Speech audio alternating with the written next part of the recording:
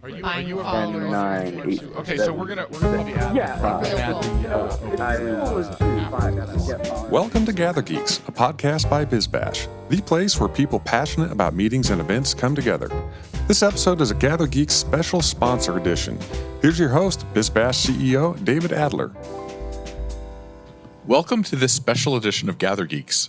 Today we explore the power of a great sales meeting and the intentional architecture of a company's culture in an era when remote teams mean that in a period of 3 days a year, an organization needs to make bold statements about who they are and what they want to accomplish in the upcoming year for their most valuable asset, their sales organization. Kowa, the boutique pharmaceutical firm that is a David in a Goliath world, took advantage of its nimbleness by turning to Leo events to turn their sales meetings from a humdrum annual event into a signature celebration that has produced proven results. They turned to Leo events because of their experience and success working at the highest levels of brands like Walmart, Sherwin-Williams, and AutoZone. So you get to listen in today on a very eye-opening conversation that I led between the event and meeting lead at Kowa, Inga Hunter, and her primary team at Leo, the Memphis-based agency. Hear from producer Justin Maddox and the account lead and the VP of the company, Airika Gigas. Please have a listen. So here we are with Airika and Justin and Inga talking about this incredible boutique pharmaceutical company that is like the David to the Goliaths, and how this boutique company is so nimble that they were able to take their meetings and events and really change the way business is done in your company. Inga, is that correct? Is that what kind of happened? Tell us the story of, you've been there for how many years now? 5. And what was it like when you started, and what is it like now? In terms of what's your overview, what's your biggest takeaway? Because I wanted you to tell everybody the impact that one person can have in assembling a team, having a different vision, creating a different way of looking at the world. You told me earlier that your boss now says, just do it. I don't care. You must be doing something right. What do you think it is? I took it when I first got there. It was a very generic meeting. Well, tell us first, what is your typical program? Our typical program is all of our RSDs. So wait, we got to translate everything into English. All of our regional directors, our district managers, and all of our sales reps and corporate office come together once a year to go over what their goal is going to be for the year. That's our national sales meeting. That's the meeting that I work with Leo on.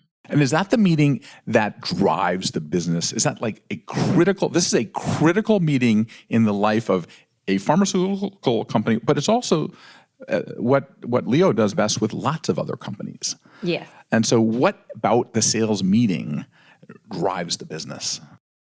It sets the tone for the year.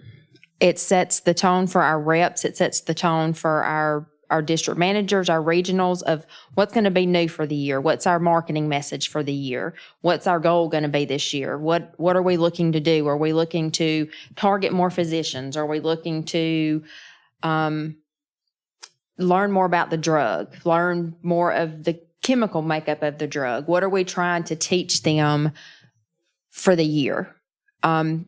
It's kind of changed because we have been on the market for over 10 years. So it kind of changes. But my big thing was when I first started, it was a Livalo meeting. What does that mean? Livalo is the drug that we have. That one drug. It was a branded I'm going to help you translate into English. It was branded for the drug, not the company. And we have 2 different drugs. We did have 2, and then we have just Livalo. Now we are partnering with Adler on a different drug. So we have 2 again. But to me, the meeting shouldn't be about the drug. It's about the Kowa company and the culture. Because we can have multiple drugs. We can have multiple products. But the culture of Kowa and the people of Kowa is what makes us successful, not that drug. So what did you see? You came in and you did this analysis. What about the culture of Kowa that you saw that if you flipped the strategy a little bit would make it more effective? And give us a little background on what culture I is? like the meeting to be an experience, not a meeting. I didn't want them to feel like they're going to a meeting. I'm going to sit in the hotel. I'm going to sit in the ballroom all day. There's nothing exciting about it. It's just, and they had heard the same message for 10 years without any impact because they were hearing it the same way every year. So this was a meeting that they just came to and they knew they'd have to get through it as opposed to enjoy it. Mm-hmm. And so you said, I why? want it to be, I want it to be an experience. I want them to come to the meeting. I want them when they see the stage to be excited. Because if you're excited about the company you're working for, a lot of times it doesn't matter what drug you're selling. You're selling for Kowa. You're not selling for that drug. So if you're passionate about the company and you're passionate about the culture of the company, the people that work for you are going to be passionate about that company too. It's not going to be, well, I'm just going out here to sell this drug and this drug to this doctor. If you believe in the company that's selling that drug, you're going to do it way better. So what made you were at the first, when you went to the first meeting, right? Mm-hmm. And what did you feel? Like, oh my God. The first meeting, overwhelmed. Overwhelmed, and what happened? Did you say, we have to do it differently? Did you? Well, the first meeting that I went to was the first meeting that Leo actually did for us. You did? Okay. So they were hired before you got there? Before I took over. And then you immediately fell in love? Yes, I did. I did. And then we've used them every year since. Just because I feel like I work with Leo, not that they take the meeting and it's their meeting. It's still our meeting and my meeting, and I tell them a vision, and then they take that vision and it's 100 times more than what I could have imagined. And so we have the people from Leo here with us today. Why don't we ask Airika and Justin first what you saw in the first meeting that you guys got together and were able to sort of change the way people thought about it. Whoever wants to take this. I think that the really interesting thing in the first year that we worked together was we could tell that they wanted to slowly start increasing the engagement and the culture immersion into their national sales meeting. And you're seeing this as a typical in other clients as well. Absolutely. That you guys come in as the meeting doctor in a sense, and then you bring us your problems and we'll find because solutions. they're a pharmaceutical company. Absolutely. They're not. This is not their main expertise. Correct. So you come in and you fix it, you change it, you inspire them, you give them the best practices so they don't have to worry about that. So what did you see and how did you solve the problem? And I think that was probably the first year that you really tried to get that culture piece. That was in 2015, I believe, and it was still a Livalo, which is the drug they represent, branded conference. So again, they were there to learn about Livalo, live Livalo, but they were not there to be immersed into Kowa and the Kowa culture. Like you said, when they're loyal to the company that they're working for, they could sell any drug. And I think you've probably seen an increase in your retainment in your sales reps as well, because it's an industry that has a lot of turnover in that department. But what did you do that got the loyalty for the company? Because this is a strategy for listening to this. Yeah. You're going to say, well, maybe I shouldn't be focusing on my brand. I should be focusing on my company and a sales meeting. So I would say the first meeting, though, was a learning experience for us to see how they did it as Livalo, right? The next year is when we decided to transition it to a Kowa. But what did you see that made you change that, to work together to change that strategy? I think it just seemed like it was the right thing to do. I couldn't put a finger on what it was. It just seemed odd that we weren't focusing on the company, that we were focusing on this drug that they have, again, had on the market for 10 years, and there was no real But you've seen that with other clients too. You've seen this use case, right? So with other clients that have instead of focusing on a single, especially for a sales meeting, I mean, you must have certain rules about sales meetings, right? That are sort of fit into all certain things. Sure. And I assume one of them is be loyal to the company. Sure. Yes. It just seemed like Kowa you didn't even see the name Kowa in the first meeting. So what did the room look like before you got the business? What did you see Did you experience it before you got there at all, or you just sort of the first year you just jumped right in? We just jumped right in, yeah. The year before, like we had mentioned, they hadn't put a lot of investment into the creativity and the strategy, probably behind the theme and the overall experience of the event. It was very much you're coming, you're learning X, Y, and Z, and you're going on your way. And so when we got together, we really tried to make sure that there was a cohesive theme throughout the entire. Can you give us the snapshot of what the day looks like, or the weekend, or whatever the period time period? Either one of you to go through this meeting. We're going to do this is the anatomy of a meeting that converts to sales. So when people listen to this, they should really think about it that way. Our typical meeting is first day we have general session, which is all of our corporate office. We have the CEO speaks, the VP of sales speaks, marketing gives an update of the new stuff, sales operations comes in and does it, and then we will do a workshop on both products that we're doing now, or the one product, but we do a workshop and we have 30 separate districts, and then our districts will split out and do workshops for the second day, and it's either teaching them the new marketing role or the new marketing idea for the year, teaching them more of a clinical side of the drug. So it's really educating them on,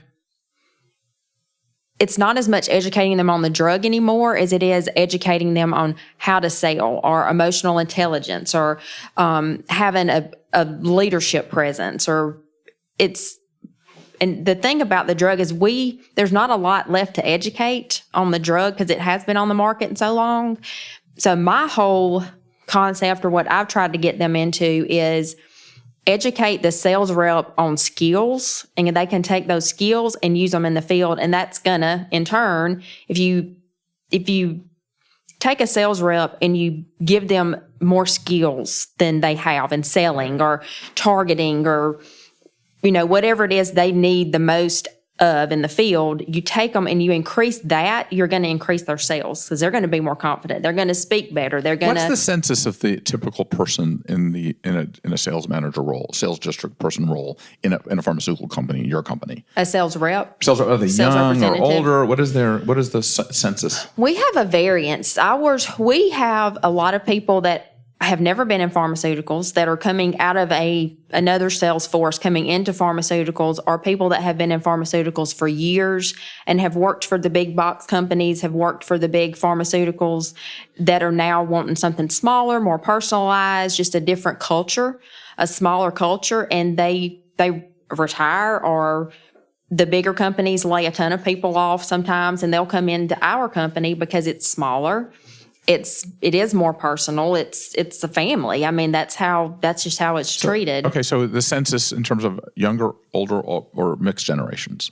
It's mixed. So you have to design. We do have a mix. There's not a lot of gray area in the middle. You're either young and you're coming in, or you're established and you're looking for a step down. There isn't somebody who's been with Kowa, which is a less than 20-year-old company, or we just hit 20, right? It's the longest employee we have is 16 years. So, that's a pretty short run.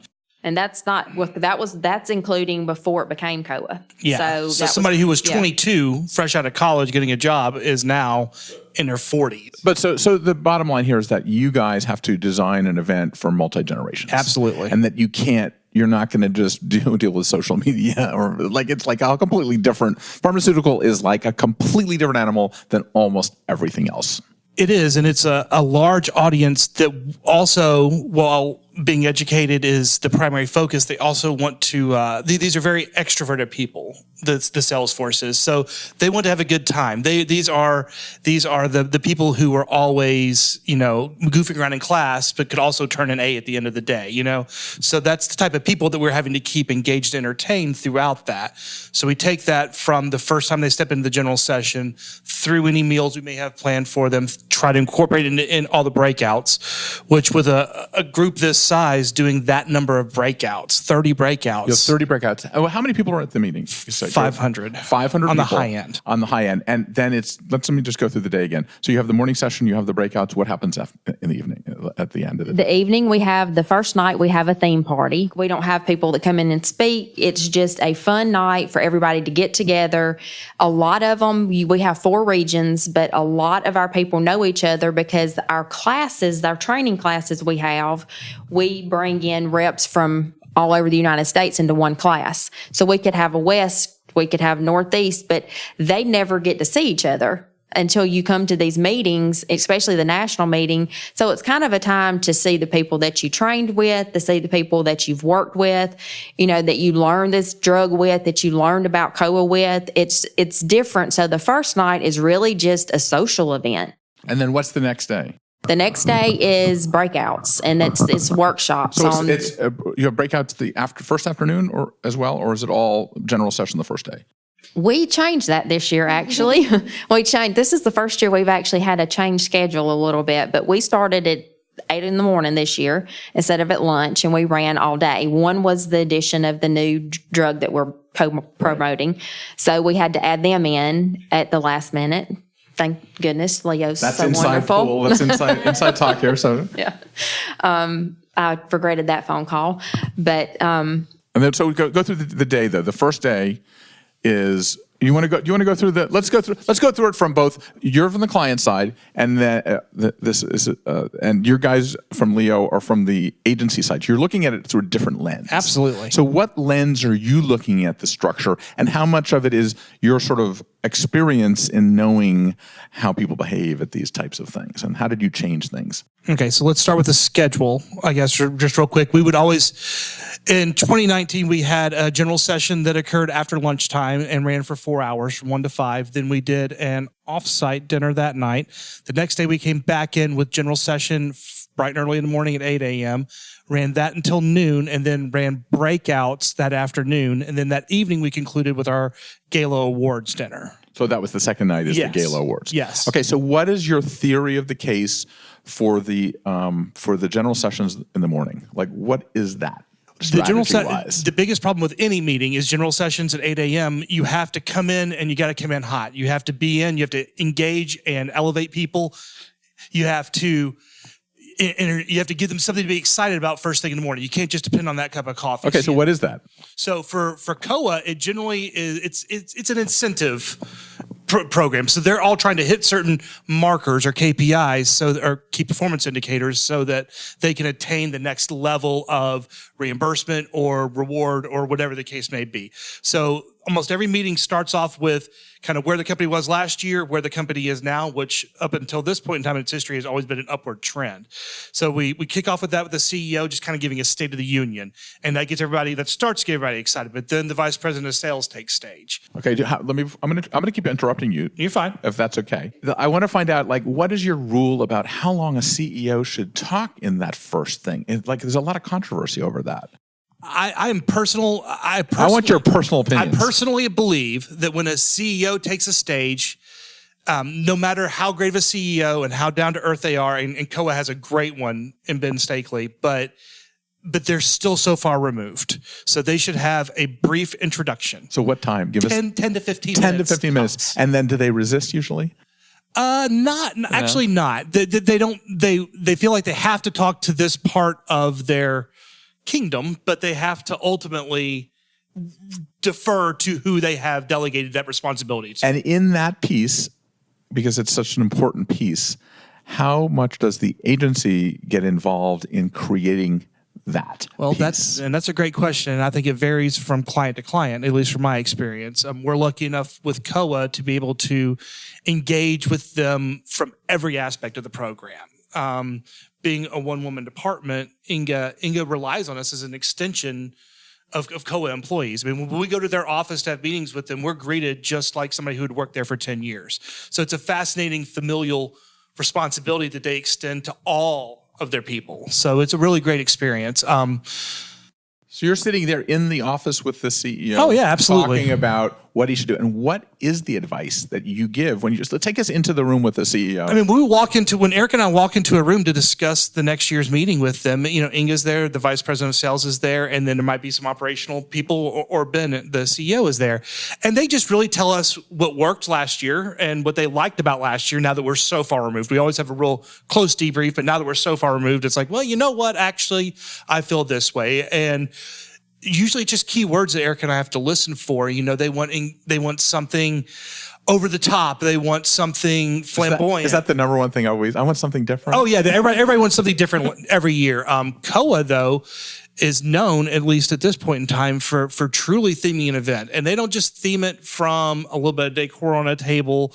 This year's theme, we were in San Diego, so we really played up to the fact that Top Gun 2 was shooting very nearby. So the Top Gun atmosphere was very much alive within the city of San Diego. So we completely played off of that and harkened back to it. We rented an aircraft carrier, which is the most awesome thing I can ever say I've ever rented. How much is an aircraft carrier?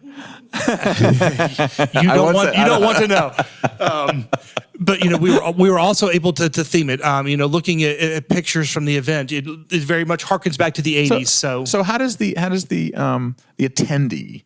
Where does the theme go too far to get eye rolling, and where does it stay sort of in the right sweet spot? That's where talented creative comes in, and that's where you have to lean upon your creative director and team to do that. So when we were in the proposal stage on this event, we came up with the theme we ultimately landed on, but we had 3 different themes. And every year, Inga's comment back to us says, you make this harder and harder every year. So, because you have to outdo yourself every year. Yeah. So we pick 3 themes, and we have those honest conversations, and we've developed a relationship to where, we can tell the pros and cons of the theming and the trickle-down effect right. that's We're jumping from the CEO meeting. Are you bringing those themes up with the CEO when you're having these meetings? At that point in time, we've generally landed on it, and we're telling them what it is. And of course, they'll have final say because they've cut everyone's check. So they may lay in. Thus far, though, we've been successful and haven't had to revamp anything. He sees it and he loves it, and we move on. So what are some of the themes that have worked? So when we started off in 2015, as Airika stated earlier, it was a much smaller, much more intimate meeting that wasn't truly themed out yet. After we saw an evaluation of what we were working with and had a candid conversation with Inga, we were able to elevate that in 2016 when the event moved to Nashville. Since it was in Nashville, kind of on a whim and a prayer, they asked me to come in and help make the presentation a little bit cleaner and a little bit more polished as a producer. So I kind of came in as a one-man band and played TD, producer.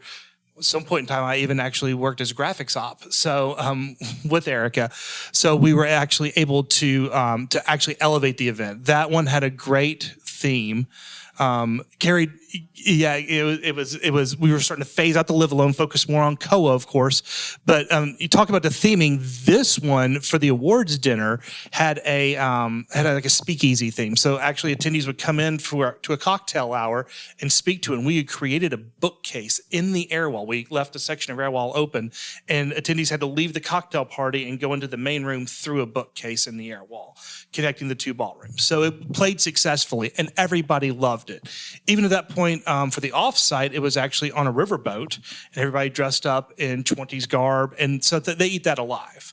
And the response we got at the end of the meeting survey. That was the first year that we had 100% participation in our theme. 100%. Theme night.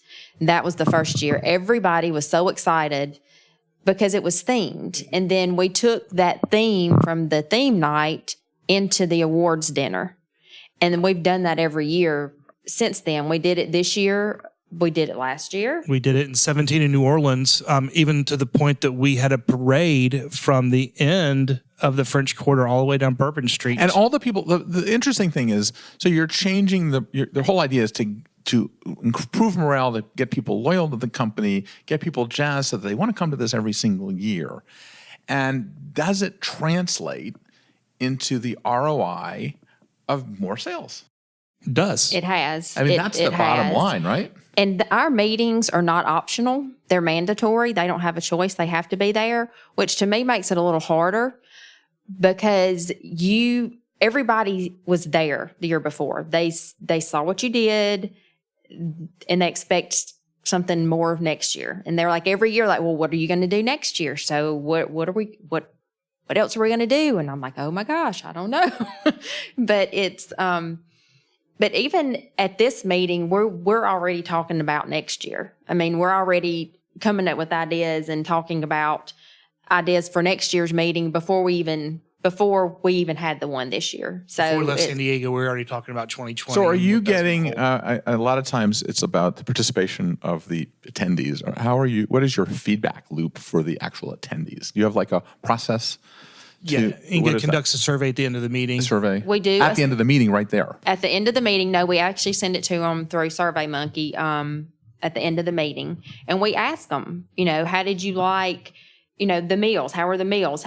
Was the hotel, the offsite event, the entertainment, the awards dinner, the educational part of it? We ask them. And how are you, where do you really hit gold and where do you have to work from what you've seen in your results? Most of the stuff if anybody has anything negative, it's about something that we have no control over. The logistical side? It's food. It's the quality of the food. We can't control that. That's the hotel. They may say something about the hotel room, and it's as far as the event itself, we very rarely have anything that anybody says negative about it because it is something different. It's every meeting now that they go to is different. It used to be the same meeting, the same schedule, the same setup. They just copy the schedule from last year. It's just, they've been using the same agendas since the company started. So what, from a Leo perspective, Airika or Justin, what is your theory on what makes a great sales meeting? Because you do a lot of sales meetings for a lot of big organizations. Like, what is it this whole constantly changing? Is it theming? What are the Leo rules? I think it's a marriage of them all. I think it's, creating those one-of-a-kind experiences, keeping it different from the year before so they don't know what to expect. They're not coming in knowing they can kind of sleep through the first hour and a half of the meeting, keeping them on their toes with little surprises throughout. And I think my biggest role personally when we engage clients like this is to have an intentionality behind everything you do. So you're not just throwing dancers on the stage, or you're not just playing a video here. What is your intentionality on dancers on stage? Give us a little more. Go a little deeper than that. I think it has to have a meaning and a purpose of why they're on stage, whether it's tying back into the message and the theme, if it's driving home whatever kind of goal the next person is going to talk about, and making it really unique and intentional. I don't love just doing something for the sake of doing it. I like to make sure it has a purpose and a reason. Okay, so you're the agency, you're producing this event. Who is the person that is the ultimate director of this? Is it the producer, Justin?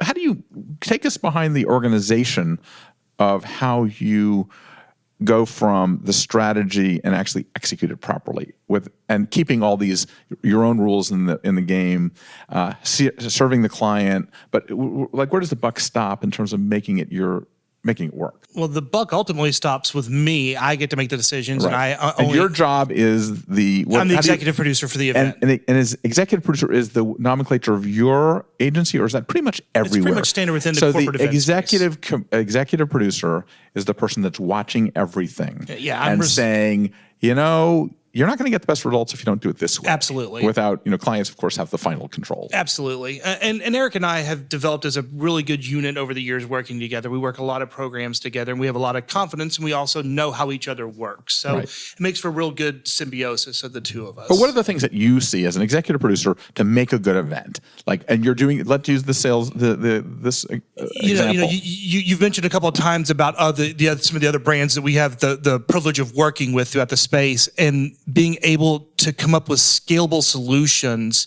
from those larger events and take those to this boutique pharmaceutical company and the lessons learned from there, or advantages that we have with buying power in the marketplace and leveraging those with our partners that are out there. So we take all of that into consideration when we're theming an event. Eric and I will never present something to Inga that we can't execute for what we know she has to spend on the event as a whole. And we're responsible top down for her event. I mean, it's a prime example of the the type of client we love to work with. We handle registration for her. We are the first voice of communication to her attendees, and we're the last thing they see before they get on a plane and head back home.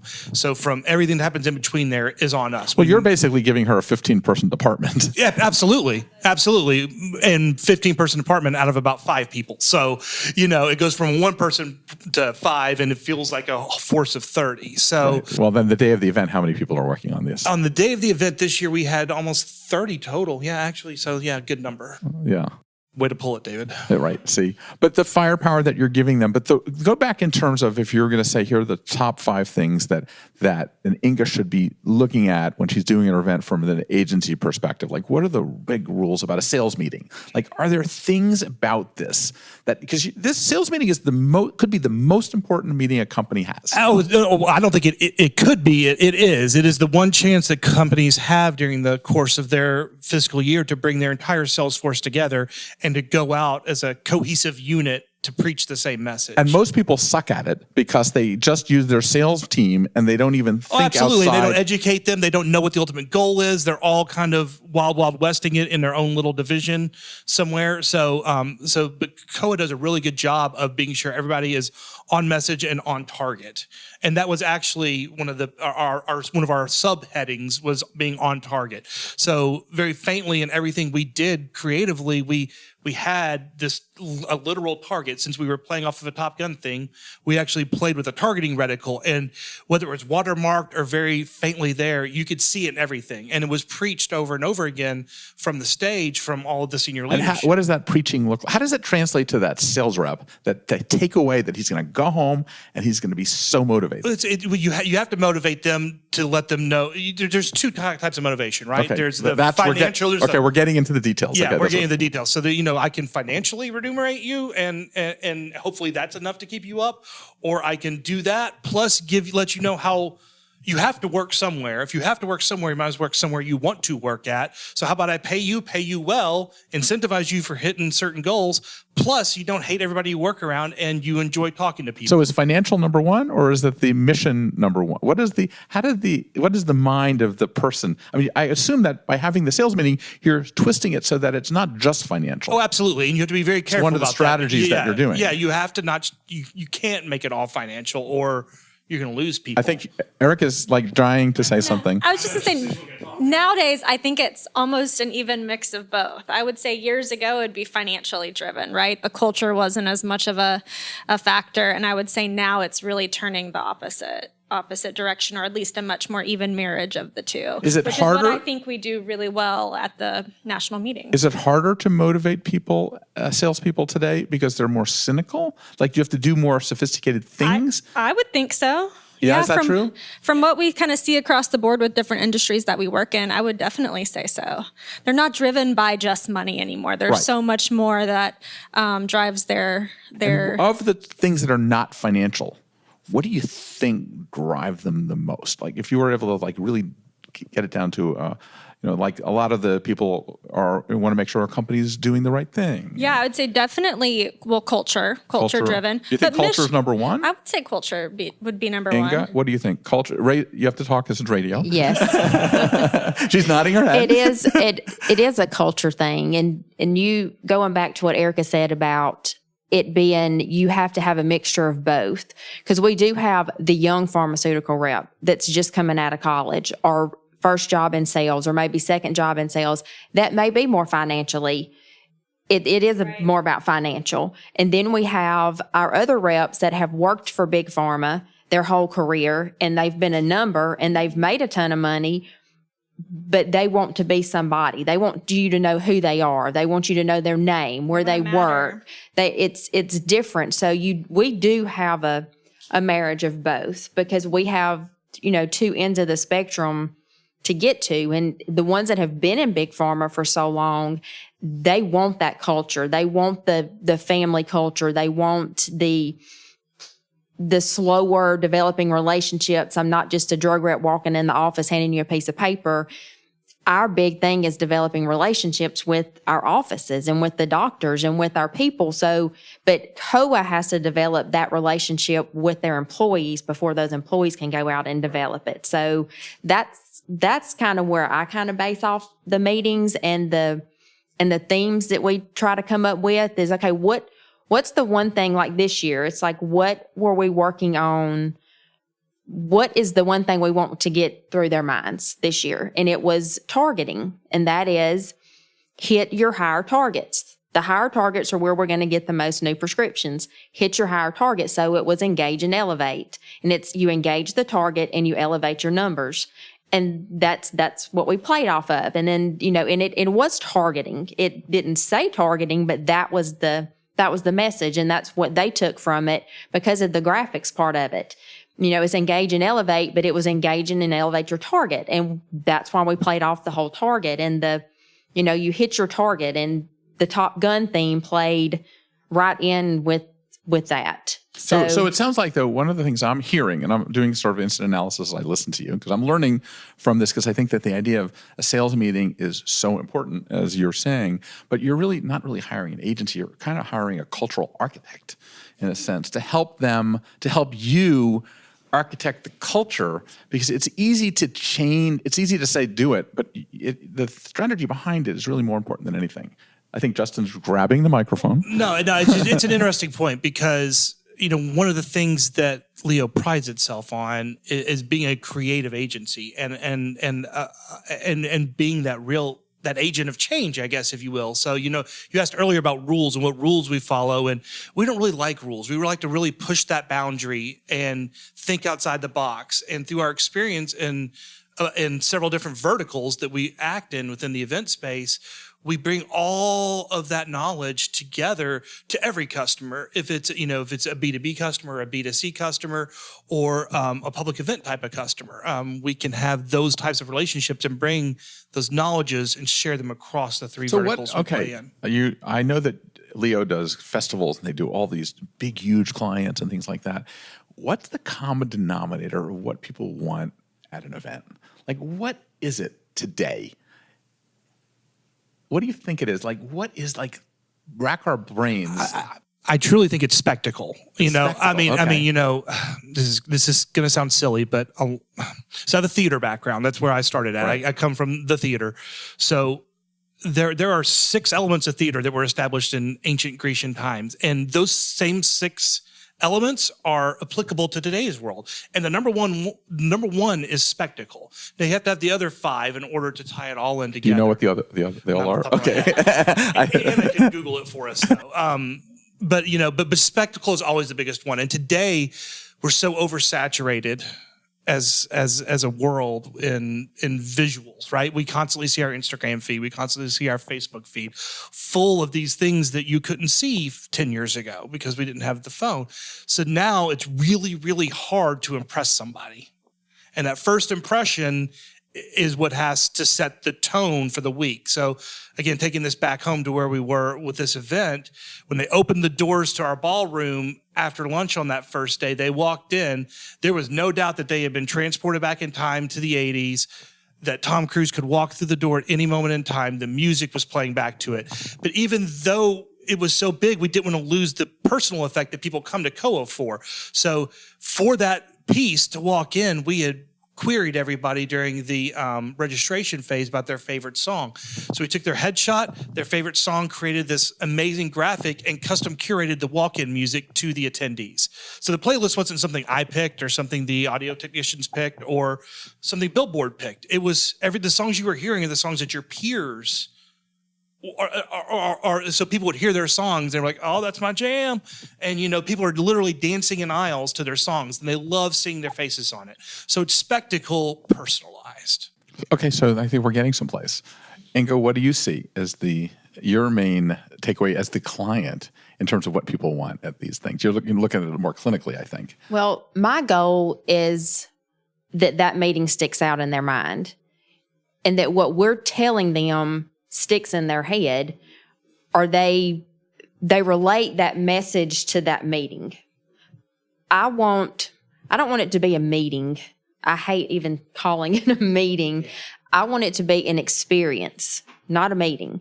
I want when they show up at the hotel to register, just to check in at the hotel, I want us to be in their face from the time they walk in the door till the time they leave. It probably even starts with the invite. Or Oh, it does. It does. 100% it starts with the invite, and that first message they get asking them to attend the meeting and the save the date, gives a hint of the meeting is what we did this year. So, it wasn't exposing the entire theme, and we played that up in layers as part of the communications plan pre-event. But by the time they got there, they were inundated with it. By the time they hit the hotel lobby, we had motion graphics on the floor welcoming people. That was playing to the theme, and it followed them the entire journey from their sleeping rooms all the way through the hotel into the convention center and back there. They were constantly reminded of why they were there and what they were doing. It wasn't overbearing. It wasn't over the top.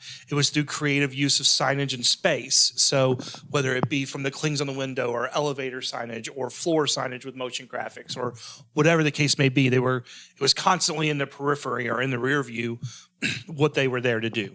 Airika, what do you think is the big take that people want today? Like, what is your sense of it? I know that you probably agree with spectacle. I would agree with spectacle. I think it's the curated experience, the personalization, the intentionality of it. Like, they weren't expecting something to happen, and then it clicked for why it happened, and it clicked to the content of the meeting, and it all just kind of put a big bow on the whole experience. I think also what I'm getting from what you're saying, what's coming to mind for me, is that there has to be a more deliberate approach Absolutely. to internal audiences. Absolutely. That usually because it's internal, they can Gets just send forgotten. an email. Yeah.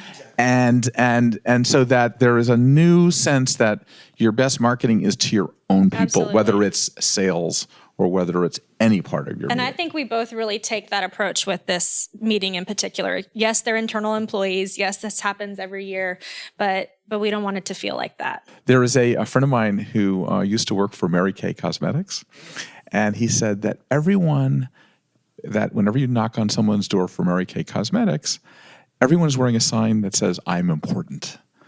And that we have to make sure that the internal audiences are just as important as the external audience. And a lot of times we think, well, we don't have to worry about doing too much. Mm-hmm. And I think it's finding that balance too at the national meeting where the employees feel, yes, they're there for business. Yes, they're there for education, but there is an underlying kind of relaxed family-like culture that eases, the kind of excitement that's going on for them to learn from each other too. A couple of years ago, when we really transitioned from that Live a Low theme to the Kowa culture theme, we used Surround Yourself with Kowa as the theme for that year.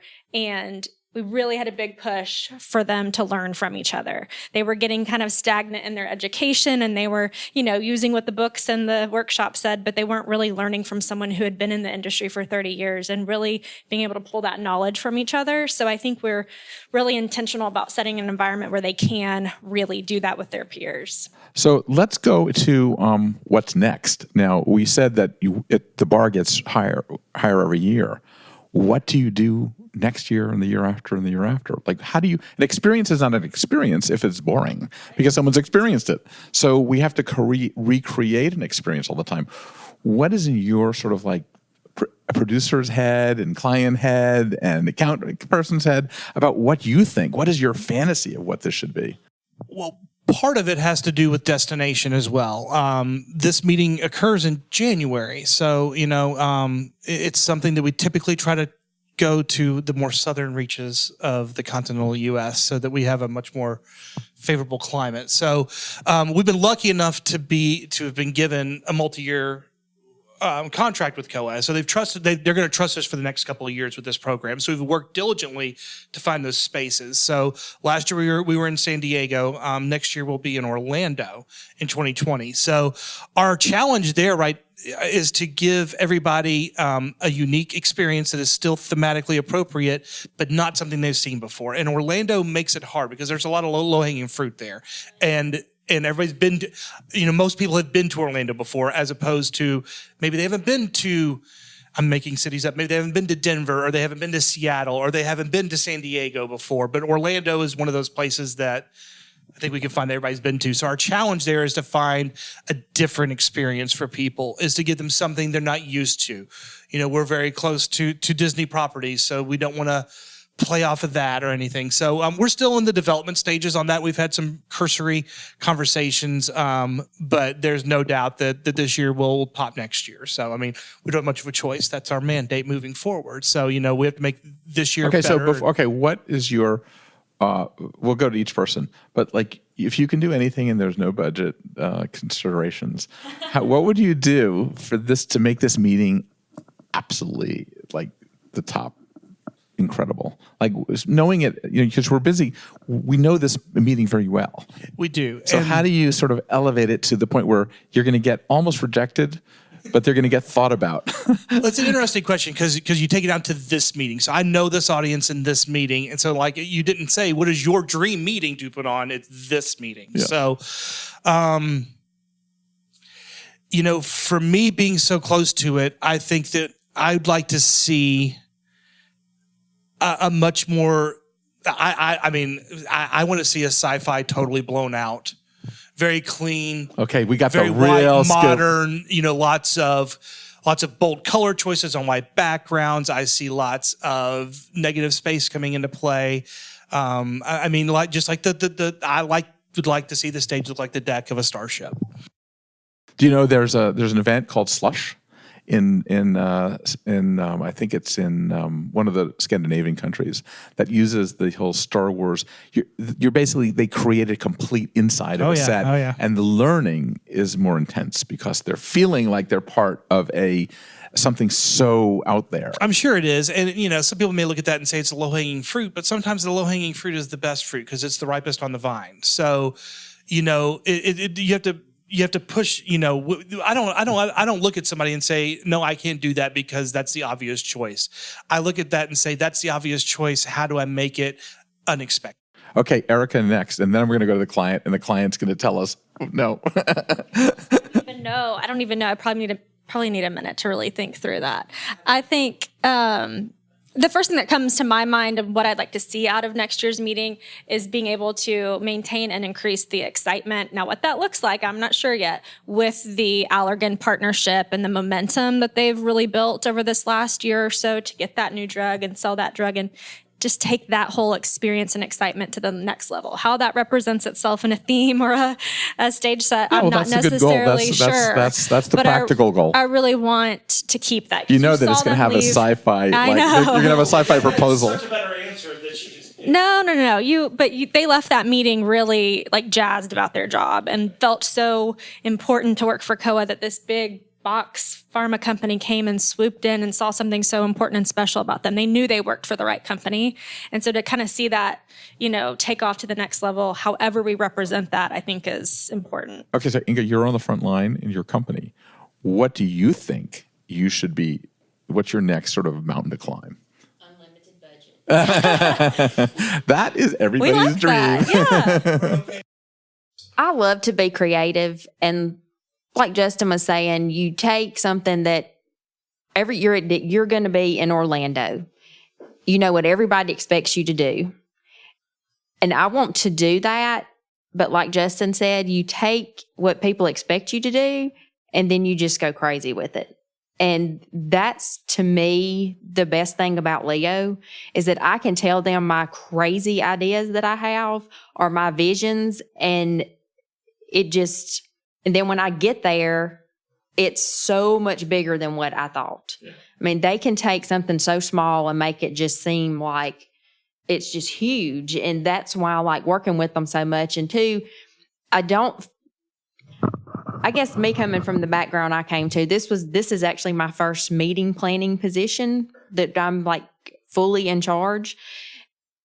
And I've learned so much from them and stuff that I didn't think about. I was like, oh, well, I better ask Justin that.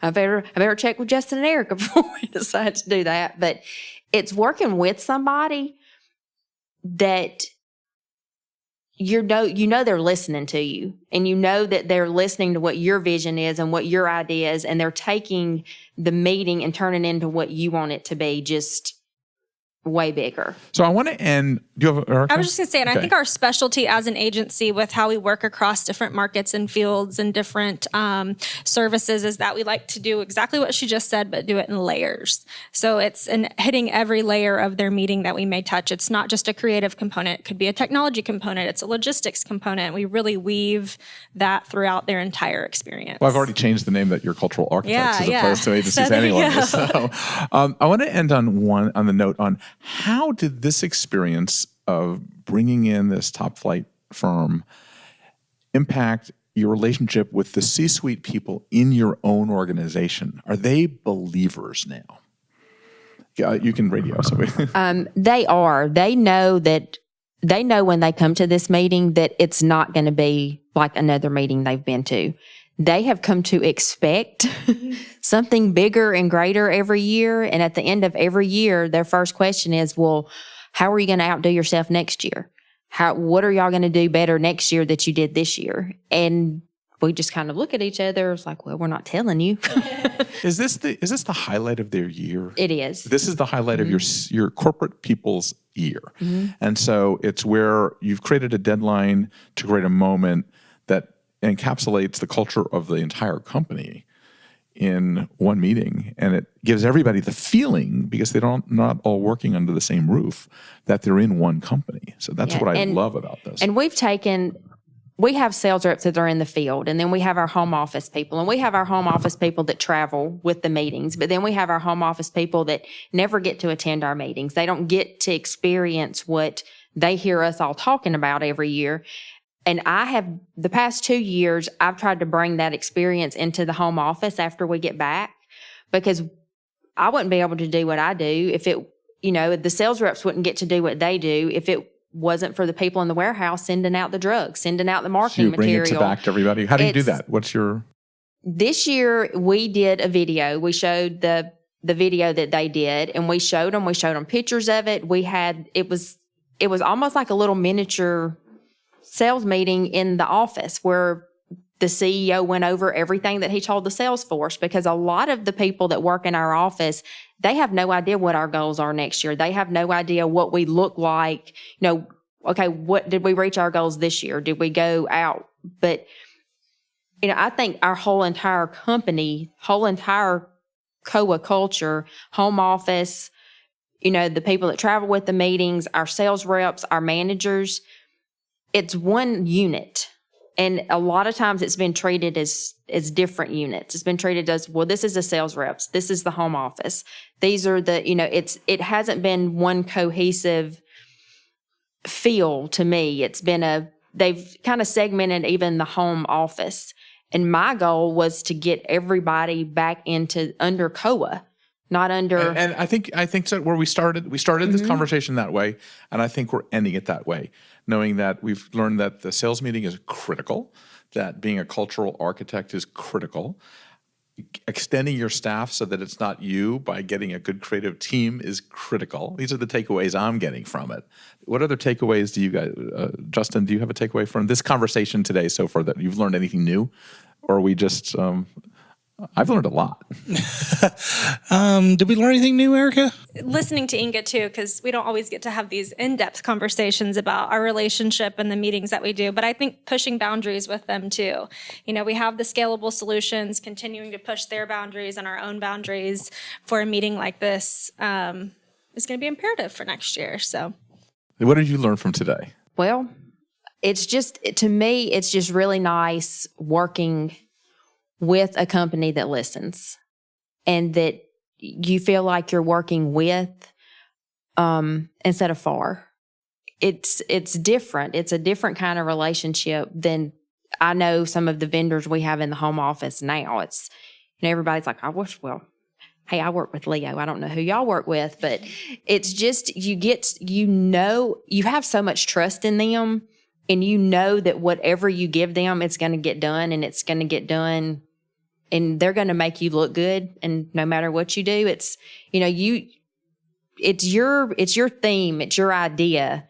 But in the end, it can't happen unless Leo does it. So I'll tell you one of the things that I like about working with both Airika and Inga routinely is going back to the no boundaries and the no rules, is we don't follow those stereotypical roles of account executive and client and things like that. We really work together as a team. We know what our specialties are and where we need to divide and conquer, but we don't go in with any preconceived notions about who's good at this and who's bad at that. We talk it out like normal people having a normal conversation in the normal world. Well, this is the business of our era now, that it's partnerships, that vendors are no longer vendors, they're pure partners. Absolutely. And that you got to trust the people that you're dealing with and respect them and admire them. Absolutely. And tearing down those norms and just truly treating people like people and having honest conversations. There's no back and forth when it comes to budget. She tells us what she has to spend. That's what we spend. That's the end of the discussion. Right. It makes that process so much easier. Right. Just because there's no ifs, ands, or buts. This is the bottom number. We're not going to show her something more than that. Where she, and she's going to walk away happy. And so, Right. and we know we have to deliver within those means. Okay. Well, with that, I think that says it all. And we will continue the conversation. I think we can talk among ourselves for another 4 hours. Oh, yeah. But I think everyone else will probably need to get back to their job or drive away on the highway or something like that. So thank everybody for coming. I thank everybody for participating in this episode of GatherGeeks. Thanks. So thank you for listening in on that thought-provoking conversation. Reaching our internal audiences are as important as the most important outside event that you can have. I think that's a real takeaway in terms of the trends that are happening in the industry today, the idea that we need to focus on internal audiences with the same intensity. Also, I think that another big takeaway is the importance of the agency-client relationship and how they're no longer vendors, but they truly are partners. So let me give you a little bit of a briefing on Leo. So since launching in 2012, the growth of Leo events has been remarkable. They've seen their staff grow by 300%, revenues by 1,000%, and triple-digit client satisfaction scores with their clients that include biggest companies in the world like Walmart and ExxonMobil and Sherwin-Williams and AutoZone and Software AG, among many others.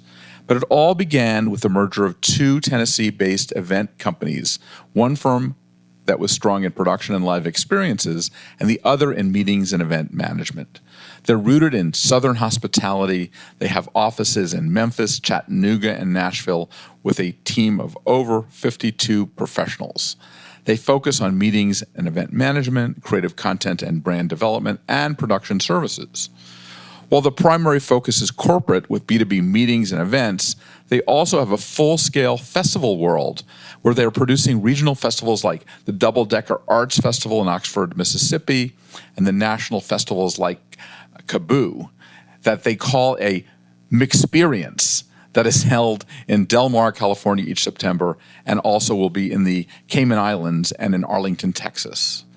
They are, I'm proud to say, a former BizBash Event Style Award finalist, and they're responsible for over 350 events annually of all sizes and budgets, and they're executed in over 23 countries. Leo's three principals include husband and wife team Cindy and Kevin Brewer and partner Kent Underwood. The ethos of the company is to think like a startup, and they seek out and pioneer the best industry practices and innovations, and they push for the best solutions no matter the obstacle or the client size. So for more information on Leo Events, go to www.leoevents.com. That's www.leoevents.com. Thanks for listening to today's episode. If you like what you're hearing, be sure to subscribe to the podcast on iTunes or your favorite podcast app. We can be found on iTunes, Stitcher, SoundCloud, Player FM, Google Play, and Pocket Cast. Be sure to leave us a rating and review. It helps others discover the GatherGeeks podcast. We'd also love to hear from you. You can leave feedback on Twitter @GatherGeeks or leave us an email, gathergeeks@bizbash.com. We hope you'll join us again for the next episode of GatherGeeks. Until then, gather on.